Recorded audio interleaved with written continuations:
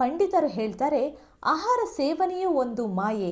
ಯಾಕಂದರೆ ಒಂದು ನಿಮಿಷದಲ್ಲಿ ತಟ್ಟೆಯಲ್ಲಿದ್ದ ಆಹಾರವು ಸ್ವಲ್ಪ ಹೊತ್ತಾದ ನಂತರ ಅದರ ಸ್ಥಾನವನ್ನು ಬದಲಾಯಿಸಿಕೊಳ್ಳುತ್ತದೆ. ಅಂದರೆ ಆ ಜಾಗದಲ್ಲಿ ಅದು ಇರೋದೇ ಇಲ್ಲ.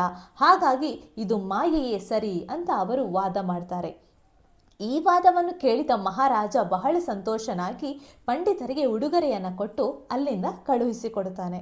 ಆದರೆ ತೆನಾಲಿ ರಾಮಕೃಷ್ಣನಿಗೆ ಈ ಮಾಯೆ ಎನ್ನುವಂತಹ ಒಂದು ಸಂದೇಹ ಇರೋದ್ರಿಂದ ಅವನೇನು ಮಾಡ್ತಾನೆ ಅಂದರೆ ಭಟರನ್ನು ಅದೇ ರೀತಿ ಪಂಡಿತರನ್ನು ತನ್ನ ಮನೆಗೆ ಔತಣಕ್ಕಾಗಿ ಕರೀತಾನೆ.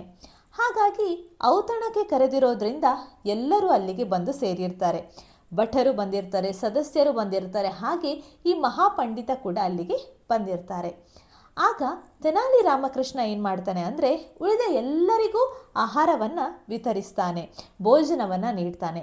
ಆದರೆ ಈ ಪಂಡಿತನಿಗೆ ಮಾತ್ರ ಯಾವುದೇ ರೀತಿಯಾದಂತಹ ಭೋಜನವನ್ನು ನೀಡೋದೇ ಇಲ್ಲ.